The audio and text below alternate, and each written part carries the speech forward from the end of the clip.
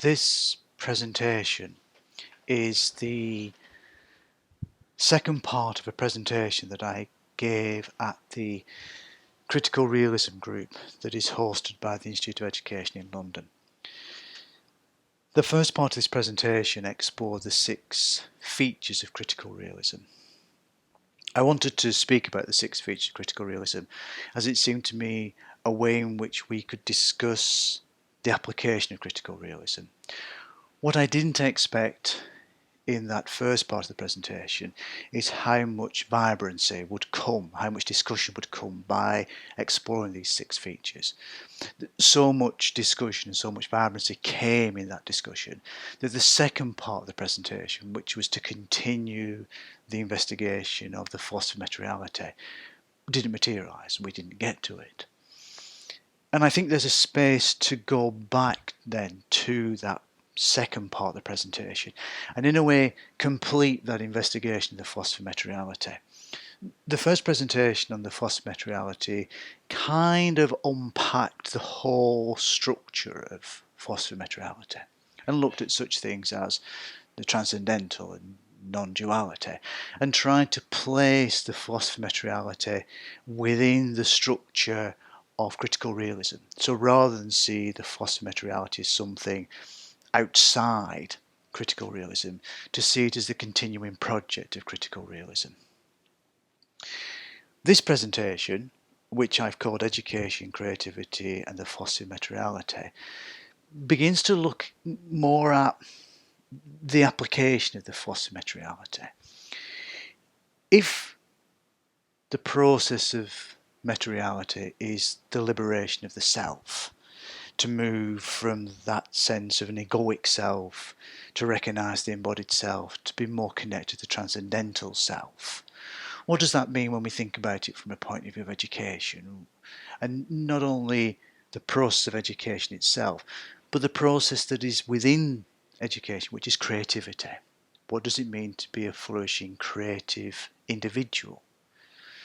It also speaks a little bit about what do we have to let go of, what do we have to remove, or to use a critical realism term, what do we have to shed of ourselves to be more connected to that fine structure of non-duality, if of course we take that non-duality is the underlabourer for all social interaction. So I think there's real space to think about and speak a little bit about education, creativity and Fossa Materiality. It might be useful, therefore, to begin with something that Bhaskar himself speaks of when he begins to explore this sense of education. And I'll kind of read the slide out. What I want to say is that the project of education, the project of enlightenment, and the project of universal self-realisation are the same, or all turn on a single matter, and this turns on eliminating the heteronomy, eliminating everything which is not essentially you. So what's Bhaskar saying here? He's linking education, enlightenment and self-realisation as the same thing. He's suggesting in a way that if they are the same thing, we have to remove those things that are stopping us, that are occluding us from recognising our self-realisation. So the philosophy of materiality, when it begins to think about education, begins to think about education as a revealing of self-realisation, a revealing of enlightenment. And it's a revealing of enlightenment, it's a revealing of self-realisation by the shedding of those things that are stopping us from recognising that moment.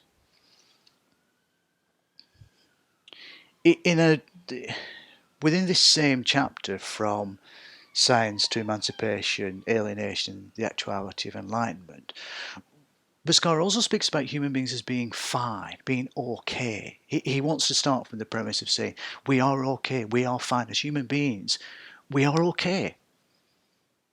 But what's happened is, there are structures around us that have impacted on that okayness. We cling, as Yogacara might say, to kleshas, to desires. We are so enmeshed in our individual egos, that what we're in a sense missing is the identity over difference or unity over split. One of the main elements that we can take from the Fossa Materiality is a sense of universal solidarity, or we are all the same. And then to also think about that as a process of axiological rationality, or we all act the same. So we could then begin to see education in the critical realism sense of the philosophy of materiality as a way of noticing our sameness, while at the same time recognising our thrownness, our cultural identity, the geo-history that we are part of. That has a unique element to it. But Bhaskar speaks about the sense in which that thrownness is something that we are experiencing right now. But it doesn't change ultimately that we are a transcendental self. And that transcendental self is in some way inhabited by our embodied personality. Our embodied personality is our relationship with our psychological self, with our relational self, with our natural self, and with our self in systems, what critical realism calls the four plane of social being.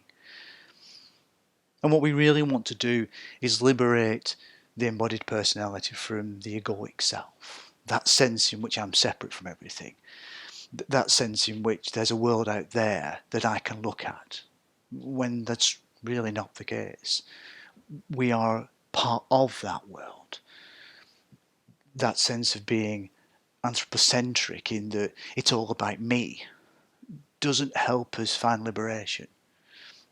There's a sense in which searching for my self-realisation is also a search for your self-realisation. I can't be self-realised, I can't be enlightened until you're enlightened. My freedom is a condition of your freedom. So education becomes a very powerful tool when we start thinking about the philosophy of materiality, because it's a process in which we rediscover ourselves. It's a process in which we move closer to that transcendental self, that transcendental moment in which we experience the world from that non-dual state. And what I kind of want to do through this presentation then is speak a little bit about ways in which we can begin to think about how we might do that, how might we liberate ourselves. And of course, liberating ourselves is a creative act. And it's useful, therefore, I think, to also see education and creativity within the same space. But it might also be useful to think about how we might see creativity from a critical realist perspective. An interesting critical realist, Dr. Lee Martin at the University of Nottingham, he proposes that creativity is a generative mechanism. So to speak a little bit about that, critical realism sees that we have an intransitive dimension. The intransitive dimension is the dimension of objects, of things, of causes, of generative mechanisms. And they can exist realised or unrealised. When we speak of them being realised or unrealised, we're speaking of them in a sense of what they mean to me, my experience of them. And that experiencing is the transitive dimension. It's when the object has an effect on us. And when we think about creativity, particularly when we think about creativity in a capitalist model, we can see creativity as something that is produced, that the creative type is the person that produces something. What Lee Martin wants to propose is actually we all have access to creativity. Creativity is something that prevails the cosmos. It's not just something that I have, that I can turn into products that I can sell. The creative moment is that driving force of the universe. It's the force of love almost, in a sense. So we can suggest that creativity is not just the power to make a fabulous painting, it's also the power to create a cup of tea. If that's the case then, if creativity is a generative mechanism, if it's something that exists within the universe that we can tap into, just almost like love or gravity, we have to think about how we can release ourselves, release those things that are holding us back from our creativity. I have a friend who is learning to play the piano, and his piano work is very beautiful, but it follows no traditional model of learning to play the piano. What he's found a way of doing is tapping into that creative generative mechanism of just allowing himself to free himself up of the occlusions that are blocking him from playing the piano. And some of those are the traditions about how you learn to play the piano. What he's trying to do is develop a way in which he can interface with the piano. So him and the piano are almost in a non-dual state. And we might suggest that what's happening there is it's the tonalities, the sonics. He's being moved by the sonics because the sonics, in a sense, from a critical realism perspective, are real things. They have causal effect. So his process of learning to play the piano, his creative act of learning to play the piano, is one in which he enters into a transcendental relationship with the sonics that are arising in that moment. What other people sometimes suggest is that he's not producing anything. He's getting it wrong. But he's not getting it wrong. It's not that he's not producing anything. It's that the creative act is the moment in which something new emerges. Another interesting way to look at this then is to look at Dr. Ruth Richards. Dr. Ruth Richards wrote a very interesting book called Everyday Creativity and New Views of Human Nature, Psychology, Social and Spiritual Perspectives. Ruth Richards describes everyday creativity. She kind of suggests that creativity is something that we have to have access to live. In fact, every moment that we move throughout the day is a form of creative act, from deciding which side of the bed to get out of, to deciding what to wear, to deciding what to have for breakfast, to deciding how we're going to brush our teeth. They're all creative acts. And therefore, to limit creativity to production of something, in a sense, limits our own human capacity. Because at the heart of the human capacity, at the heart of human nature, just as at the heart of the cosmos, is this creative drive for emergent property. She also in some way links it to Maslow's sense of self-actualization. That if we allow ourselves to really give ourselves permission for that creative moment, for that creative drive, we move from a sense of the values that are deficient, we have deficiency needs, the sense in which we will queue outside to purchase something because we feel deficient. What Ruth Richards in some way is suggesting, that by accessing these dimensions of creativity's everyday moments and recognizing that we are agentic in those everyday moments, that we have that power to make that emergent property, to make that creative drive forward, we are entering into these being values. And we can see being values as a sense of truth, justice and beauty. So there's a real synergy between what Lee Martin is proposing, which is critical realism as an ontological reality to it, that we experience in different ways. And Ruth Richards' position is to say that actually that ontological moment is so close to us that maybe we don't even see it. You know, the sense in which, in that moment of Jurassic Park where it says, objects are nearer than you think. Actually, creativity might, in some respects, to think about speculative realism, creativity might be a hyper object that we're so close to that there's a viscosity to it, which we just don't realise. So when we begin to think about creativity, one of the things that we might want to think about is how do we remove the blinkers so that we can see creativity, so that we can see ourselves as creative beings, if the creativity leads us to our own self-realisation. It might therefore also be interesting to see what Bhaskar then thinks when, or writes about when he starts to explore creativity. And this is a quote from the philosophy of metaReality, Creativity, Love and Freedom. What is creativity? Creativity is the product of something new, but since whatever is already implicit or potentially in what there was before, i.e. what already was, or Solomon, there is nothing new under the sun. What is created is always a new synthesis of the old and the new, of the manifest and the unmanifest, of the ephemeral and the eternal. We could read that in a sense that creativity brings us back into that universal manifest. One of the things that Fossa Materiality proposes is that as embodied personalities, we arise from a ground state, Bhaskar speaks about the cosmic envelope, where everything exists, or the potentiality for everything that exists. And we want to drop into that, just as my friend who works on playing the piano in some way drops into that space of ground state or that cosmic envelope. He drops back into that unmanifest.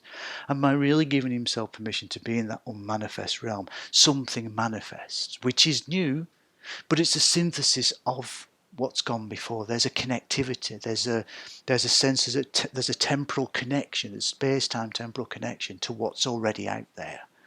And he's allowing it to manifest forward by being in this creative space. And what stops us then? What stops us being in this creative space? Well, critical realism, or the philosophy of metaReality, might suggest we are caught in an axiological contradiction. It may be worth me just saying a little bit about axiological. Though axiological might be the investigation of values, and morals and ethics, critical realism might view axiological as the moment of the agentic being. So it's the action of the being. And the contradiction then is the contradiction of our own actions.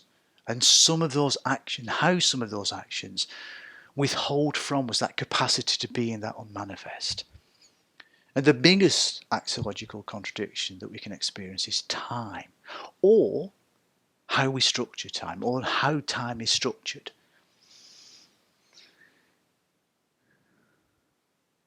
Past, present and future are axiological contradictions. When we're thinking about a creative moment, if we are caught up in the past, we're not in the present. And if we're sort of processing the present as a moment of the future, we're in some way out of the present. We are caught up in past and future, no longer in the present. We're no longer giving ourselves permission to be fully connected to what's arising. So to go back to my friend in the piano playing, if somebody has a whole thrownness of technique, of patterns of playing, when they are in that present moment, they are caught up in that axiological contradiction of having to do it like this, because this is how I've been taught. What he does, he doesn't do that. What he does is he just enters into that present moment. He tries, in a sense, to remove these axiological contradictions. So he's not caught up in the past, worrying about the past, or he's not caught up in the future, anxious about the future. What he's suggesting is that time exists in the present moment. So to avoid that axiological contradiction, we have to be in the now. And of course, when we say we have to be in the now, we suddenly find ourselves caught up in a whole set of, as Eckhart Tolle, this power of now.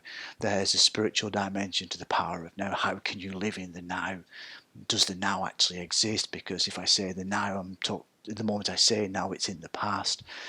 One way of experiencing this or thinking about this, and it's becoming more and more practicalized, is mindfulness.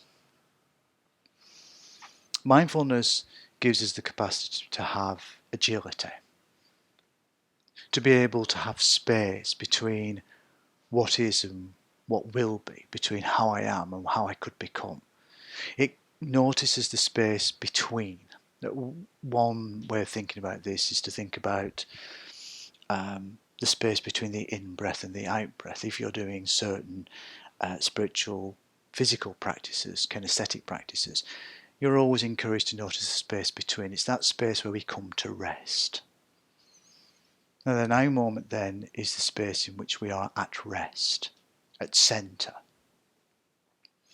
Now we can be at centre and think about the past, but we can think about the past without it having an effect on the present, and we can think about the future without having an impact on the present, because actually what we're doing is allowing ourselves to focus in on that present moment, to let go of the contradictions that are pulling us one way or the other, to be just present in that moment. The other thing we have to think about that as well is there's a word here. Now some of you might instantly get that word, some of you may struggle a little bit. It's a kind of cone in a sense, really. To begin to want to see more of reality, to begin to want to, in a sense, try and do that thing that Kant said we couldn't do, that there's a mind-independent world out there that we can't get access to because it's not in our mind. We want to try and do that. We want to try and reach out to see where we are in the world. We want to try and reach out to try and understand the complexities of the world. And we have to think about paradox. There's a really powerful tool in paradox, to be in those paradoxical moments. It allows us a sense in which we can really begin to question what's happening, what's taking place for us. So just as the Buddhists would use koans to shift out of that egoic mind, we can use paradoxes to do exactly the same thing. We can accept that the nature of the world is paradoxical. And we can begin to encounter and engage those paradoxical moments. An interesting thing might be to suggest that the other side of paradox is ambivalent. If we have ambivalence to things, it's possible to suggest we lose our agency, we lose our power to make change happen. If we enter into the paradox and we try and develop a dialectic with that paradox, we can begin to see what needs to change. We can begin to think about the false beliefs that we need to get rid of. We can think about the fact that there is something quite paradoxical about queuing up for the next iPad, or paradoxical about looking forward to the next upgrade of our mobile phones. These are paradoxical things because actually they don't make any sense. But if we really begin to explore them as paradoxical, we can begin to really ask ourselves, and how can we liberate ourselves from this? If I'm just ambivalent that I'm going to queue up or I'm going to get my next upgrade on my mobile phone, that ambivalence loses our agency. That just as the Buddhists saw koans as a way of moving out of the egoic mind, we can use paradoxes for the same thing. We can look for the paradoxes and we can be in the paradox, and we can try and use that paradox to gain a greater sense of reality. Because in a sense, what we are searching for is the allotted. I'll just take a moment just to kind of talk a little bit about the allotted in relationship to critical realism. So allotted, it's a conception of truth that is not an epistemic conception, but an ontological one. And I'll unpack that in a minute. Or the other way of looking at it is say, it's our true nature, our true self. And both these quotes come from science to emancipation, alienation, and the actuality of enlightenment. So what does Roy mean then, or what does Bhaskar mean by a concept of truth that is not epistemological? Within critical realism, we have three positions. We have ontological realism, we have epistemological relativism, and we have judgmental rationality. And we can think about how there is truth in our experience of something. And we can think about how true that is, and how false true that is. And we can also think about how truths might have some form of Tina formation to them, or there's no alternative but to think about it like that, or to see the truth of it like that. If we think about things like religion, all religions say that they're presenting a truth. What we might want to suggest is that there's an ontological truth, and the ontological truth is the why things are as they are, to the point at which we know them. So we have to be aware, when we think of holistic truths, of the sense at which we are limited by our capacity to investigate. And the more we have tools to investigate, the more that we have technology to investigate, the more of the world that's revealed to us. So holistic then is as true to truth as we can get about how something is or what something is. Now let me see if I can give you an example of that. So we have two things. When we think about an emerald, and we think about why emerald is green, there's an holistic truth to that. There's a rationale for that. There's a reason for that, or critical realism would say. There's a generative mechanism that allows emeralds to be green. And it's true. As we stand at this moment in time, with the technology that we have, there's no other way that those emeralds could be green. There is a generative mechanism that comes together to allow emeralds to be green. That's the holistic truth. We can't shift from it. We could say, we could talk about the beauty of an emerald. I could say, well, I think it's really true that emerald is beautiful. Or you could say, I think it's really true that emerald is not beautiful. That's an epistemological truth, because it's the truth of your experience. Whereas an holistic truth is a truth that this is why the emerald is green. And it's the same when we think about copper. Copper can conduct electricity because of an holistic truth, because of a generative mechanism that exists in copper that allows it to allows electricity to flow. Of course, we could say that it's a truth that electricity hurts me, or it's a truth that electricity doesn't hurt me. My experience of is that electricity is something that is dangerous or not dangerous. These are epistemological truths. They are truths of my experience of electricity, or my experience of the copper producing electricity. But the holistic truth is that the copper produces electricity because there's a generative mechanism. It allows electricity to flow through it. It doesn't really produce electricity. It allows electricity to flow through it because of a generative mechanism. So when we speak of holistic, we're speaking of the true truth of something that is actually part of the nature of it. We're in a sense speaking of the natural necessity of the thing. The other thing we need to think about, therefore, is one of the holistic truths then that we could propose, or that the philosophy of metaReality proposes, is that creativity in education is a form of Platonic anamnesia. And I'll kind of just unpack that a little bit again. Learning consists of discovering that knowledge within us. It basically suggests that one of the holistic truths of being a human being is that implicit within us is already the understanding of the world. Knowledge is implicit within us. So it's not that when we enter into education, knowledge is placed into us. That would be a form of education that limits. That would be false education. The idea that what I'm doing is I am forcing something into another human being. That's not education. Education from a space of the Fossa Materiality is a sense at which what we're attempting to do is release that knowledge from the individual. We're encouraging them to notice that they already know something, they've just forgotten they know something. And of course, one way in which we can describe this is Socrates and the slave boy saying, you know what, I can say to this slave boy that he knows what Pythagorean triangle is. I just have to ask him the right questions. The sense at which Pythagorean triangles are already embedded in somebody who has had no formal education. They're already there. The process of education then is an act of creatively bringing forth that knowledge. And it's a creative act of bringing forth that knowledge by removing those things that mean that the individual has forgotten that they already know something.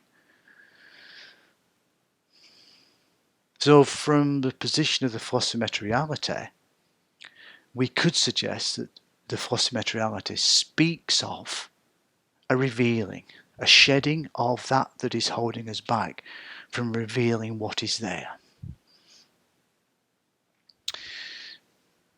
Because you can't say that you see something until you see it. You can't say that you hear something until you hear it. And you can't say that you understand something until you understand it. And though this makes obvious sense, from a Fossa Materiality perspective, this is really important. You could say, I see, hear and understand because you want to make me feel good. You might want to make me think that I'm a good teacher. So you might say, oh, just tell Gary that I see, hear and think and understand. However, to say that you see something means that it exists for you. To hear something, it exists for you. And to understand something, it exists for you. Which means that the Fossa Materiality would argue that the very nature of education only comes about because those things exist within you first of all, and that you are seeing those things within yourself. That in your internal landscape they already exist. And that's the only reason why you can see, hear and understand them, because they're already there. In a sense, therefore, the process of a creative education from a Fossa Materiality is turning you to the thing so that you can see, hear and understand it. But it's turning you to the thing that is already present within you for you to be able to see it, hear and understand it. And so we can bring ourselves then to how Bhaskar sees that process of creativity. Again, we have to remember that the critical realism has what's known as MELD or MELDS out, which is an acronym for a process of critical realism. 1M stands for, and maybe I'll use the Fossa Materiality ways in which we can describe this MELD scheme. 1M stands for more. There's more to the world than we actually realise. And to experience that more in the world, we have to in some way maybe step back a little bit and notice that we don't notice things, that we don't see things, that actually there's an absence. There's both an absence in our understanding of the world and there's an absence within ourselves. And that means that we then, by beginning to think about more in the world, it brings us to a sense in which everything gets a little bit edgy. So 2E is edgy. It's the way in which we think about absence. We are taking ourselves right to the edge of what we know and dropping into something else, dropping into the unknown, to the unmanifest, to the absence of something. We are deliberately entering into a space in which we can feel anxiety. The sense in which so many people, so many young people now are experiencing forms of anxiety or neurosis. And maybe they are, but maybe from a critical realism perspective, maybe what's really happening is that neurosis that they're experiencing is actually the neurosis of the absence, of noticing that something needs to change. We need to let go of something if we want to pursue ourselves as authentic human beings. We may need to think about edging into that unknown. Because when we edge into that unknown, and we edge into that unknown with the power of wanting to liberate, we get to love, or 3L, which is love. We notice that what underlays for the whole of creation, for the whole of reality, is love. There's a whole process that we could speak about when we speak about love. But one of the things to think about is love is the thing that allows things to be. Everything happens because of some connection to love. Controversially, Roy would suggest that war is constructed through love. It's the love of the daughters, it's the love of the wives, it's the love of the country that allows soldiers to go out to fight. They only fight because of love. Once we recognise that there's a love there, in that we enter into that edge with that love, we come back with with what's known as 4D, or doing. We have to do something about it. We have to make change happen. And in making change happen, what we then want to think about doing is we want to reflect on that change. We want to think about how that change is going to be. We're going to think about how we might make that change happen. And in thinking about that, we then begin to re-enchant reality. We begin to fill reality from a point of view of this non-dual space, and which is 6R. And then 7A or 7Z is the zone of non-dual, when we are at that moment where we are fully presenting ourselves to the world as an agent in the world to create a new structure, a new way of being, to begin to develop that eudaimonic society. We're doing that through a non-dual moment. And so Roy takes these processes, these first 5 processes, and applies them to creativity. You're called. There's both a calling to you, a calling out of you for that thing that you've forgotten about. It's calling out to be heard again. And you are also called to make that hearing. That process of calling then becomes a creative act. When I notice in myself that calling and I connect to that calling, I want to bring forth that thing. I want to bring forth that newness. I am drawn into being creative. I have to then form that into something. That creative moment has to be formed into a totality. And from that formed totality, from me beginning to think about the forming of that totality, there has to be a making. Something has to be constructed. We have to do something with that forming. And then from there, from that forming, then we then want to reflect. We want to go back and reflect on the making and ask ourselves, is that the right making?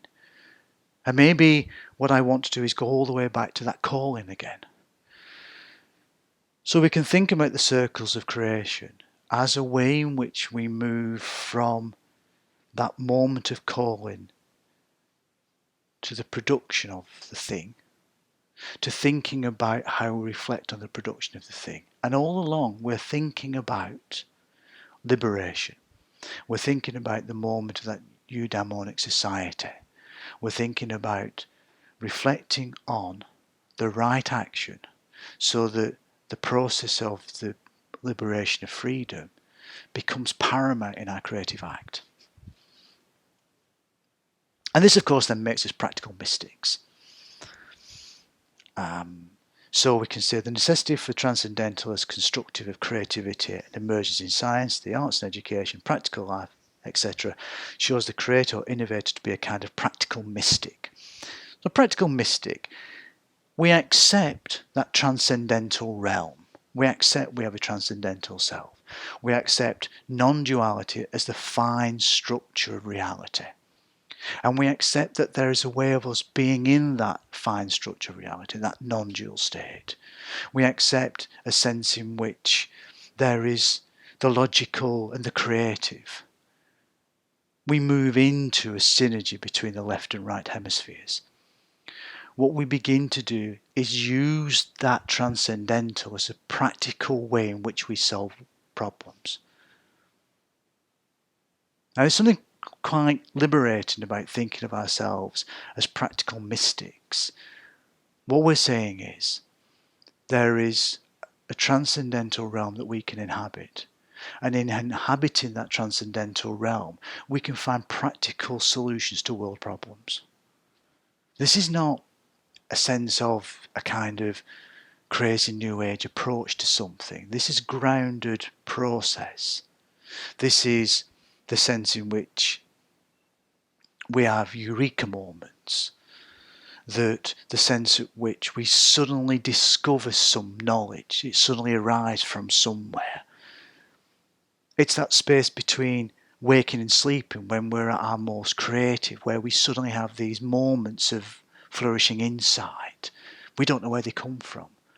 But what we're doing, in a sense, is connecting to that transcendental moment, that mystic moment, giving ourselves permission to see that there is a space for those aha moments, those moments of insight that just seem to come from nowhere. And we can't get those moments of insight. We can't be connected to those moments of insight if we're caught up in axiological rationality. So there's another reason why we want to develop being in that now moment, because in that now moment we open ourselves up to the possibility of that transcendental insight. Because there's an importance about this harmonious connection between the left and right hemisphere. So this again is from the Fossa Materiality, Creativity, Love and Freedom. Both left and right brains are necessary. They must be synthesized. They're grounded in the supramental states of consciousness, in which the ground state or elithic truth in human beings adheres, which enfolds the ground state and elithic truth of all beings, and from which intuition correctly flows, which itself correctly guides the spontaneous flow of reason, discursive thought. If we stick with discursive thought, rational, reasonable thought, we don't become a creative mystic. What we have to do to be this sort of practical mystic, that creative practical mystic, is that we need that synergy between the rational, the logical and the creative. And we want that flow to take place. Of course, what this means for education, and particularly when we think about education now, is there's got to be a space of creativity. If all we're doing with education now is stuffing in information into children, stuffing information in, because the hope is that by stuffing information into these sort of meat machines, they'll then be able to produce things. They'll become viable products in a society that's constructed by viable products. What is lost is creativity. There is no space for creativity. And of course, the moment that we remove creativity is the moment that we lobotomize children. We remove an entire half of their brain. What we're really moving from or losing is a sense in which human beings are educated to be transcendental. If we ignore the transcendental, to use a term from dialectical critical realism, the only alternative we have left is to live in the demi-real. We commit a terrible violence on ourselves by removing our creative sense of self, by removing the transcendental. And that violence we create on ourselves is the demi-real. And that demi-real is a real in which exists split, disharmony and difference and the ego. And in that demi-real, with lobotomized individuals losing creativity, we only have war. We only have inhumanity. We can't allow that to happen. And therefore, education has to be about creating practical mystics who have access to both the rational approach and the creative approach. And so we want to exist in thought and unthought. Thought, the rational space, logical processing, unthought, where we are just in that transcendental moment. Not thinking, not processing, just being. And critical realism, or the Fossa Materiality, suggests that there are some alternatives that we can think about to thought. And there are 5 alternatives. And these 5 alternatives, we could suggest that 5 alternatives are thinking about awareness, expanding our capacity to just be aware of what's happening right now. The idea of mindfulness being a very powerful tool for developing just our present awareness. Intuition, listening to our intuition, following our intuition, not seeing intuition as something that's scatty or uncertain or not clear, following that path of intuition, just as my friend who plays the piano does. He follows an intuition of the sonics to see where the sonics will lead, and sometimes there's a disconnect in the sonics, and sometimes there isn't, but even that disconnect in the sonics takes him somewhere else.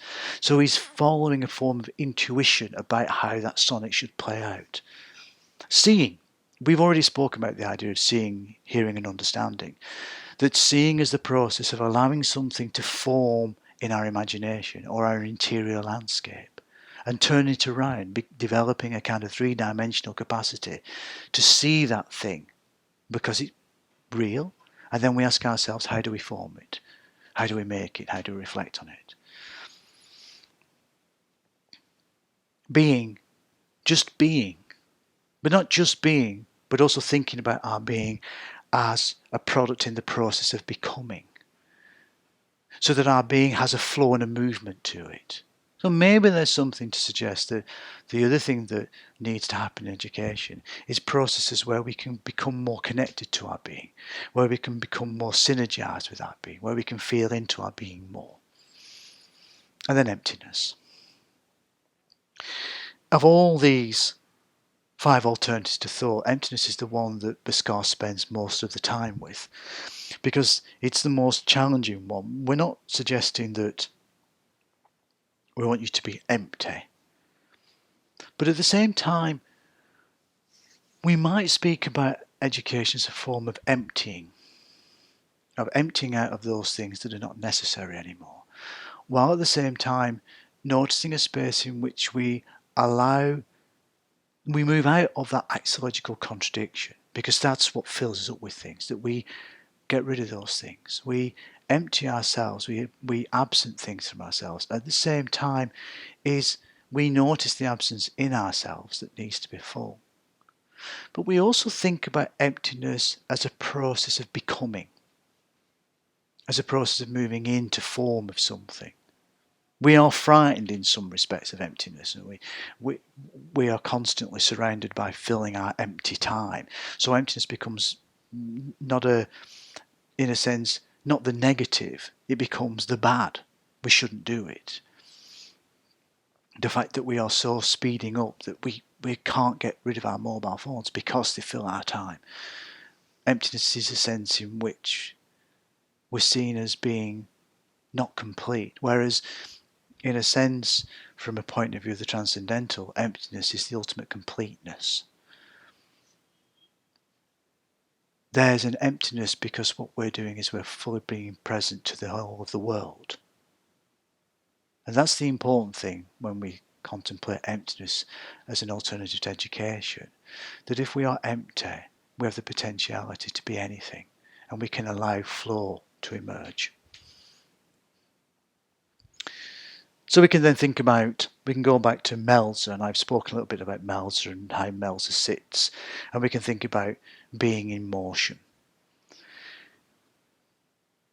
We can see, therefore, then, how education and creativity in the Fossa Materiality is about becoming more being, about being more being, about being in a process of becoming. And we can see how 1M is that calling. And we've seen that in the creative circle, the sense in which it's a calling, or it's an emanation, or it's a lightning flash, or it's the category of the implicit. It's the sense at which something just emerges out of ourselves. There's no identity with it, it's just there. And in that just there moment, it becomes, there is a creative becoming. The being creatively becomes. Therefore, in that becoming of something, it has to take form.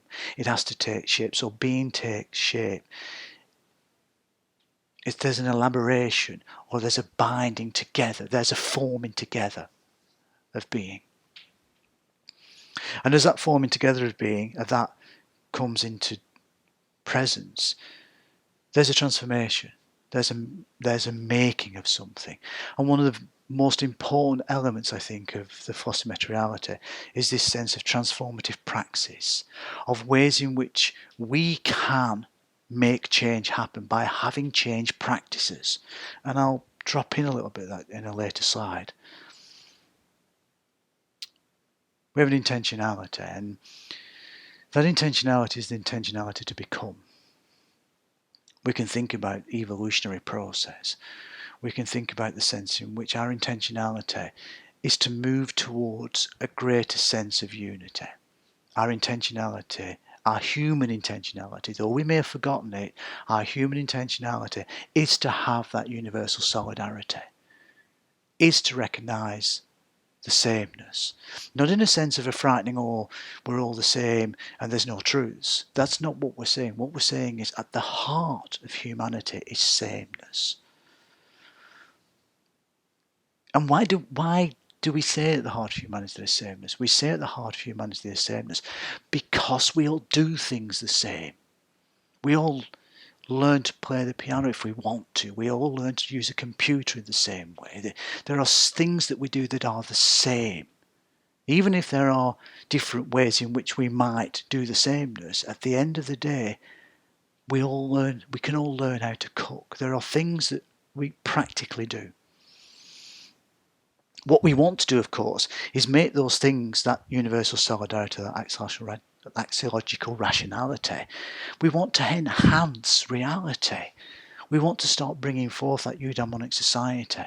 Of course, we still have to move through developmental levels, and we still have to go through the fight or flight of trying to make sense of ourselves.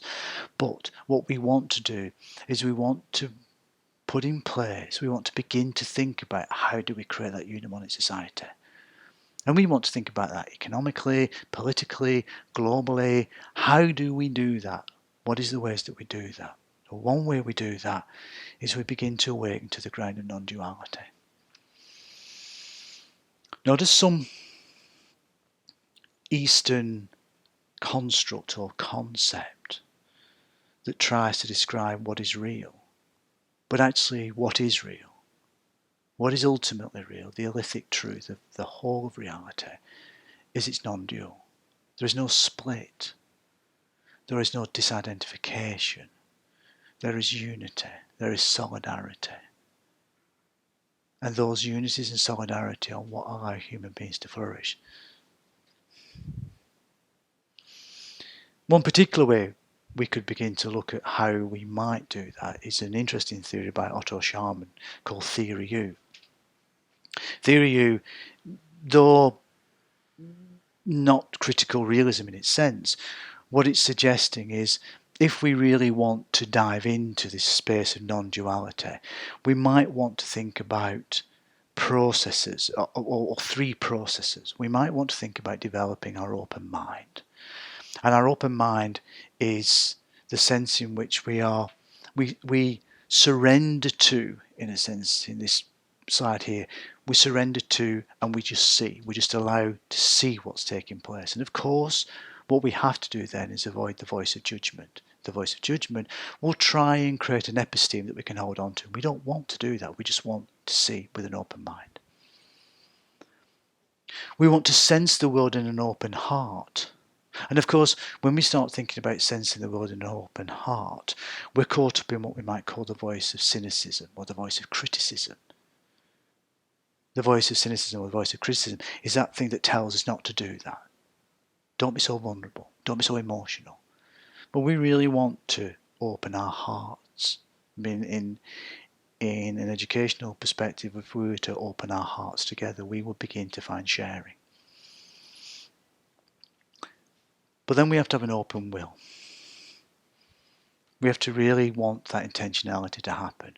And the one thing that we have to avoid when we think about that open will is we have to think about the voice of fear. How the voice of fear will trigger us to stay out of that open will.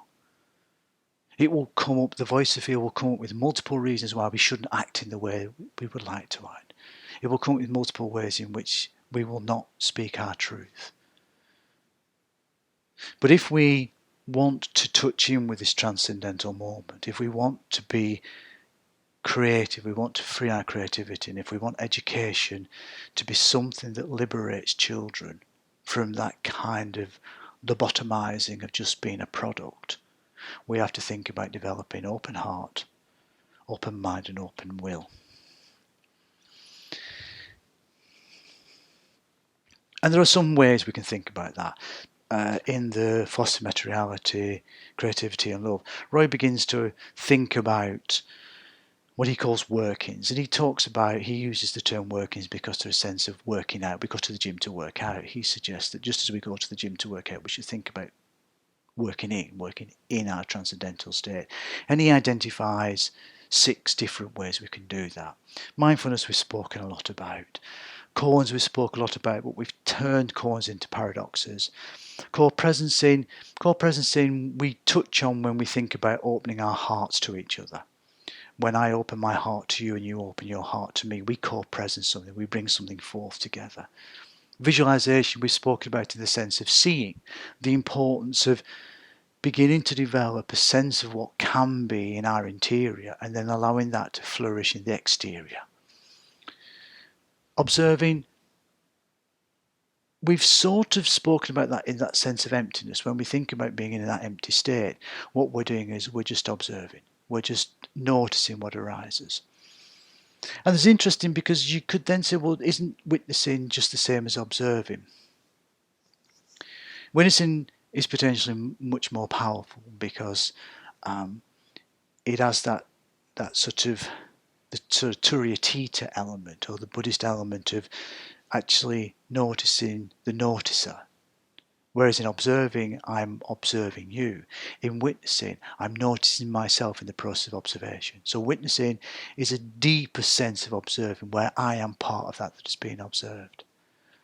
What I'm doing in a sense is I am creating greater space for that moment of the transcendence to exist.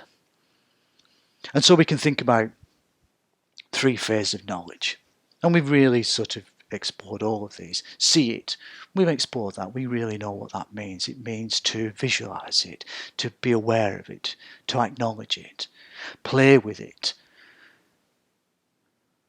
It needs play has both a sense in which there's a frivolity about it, a lightness of it, and at the same time there's a way in which we can experiment with it. We can try it out. We can see ways in which it can be adapted and formed into new things.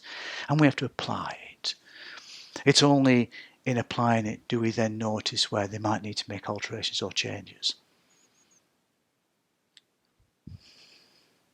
And there's one final thing as we get to the last slide.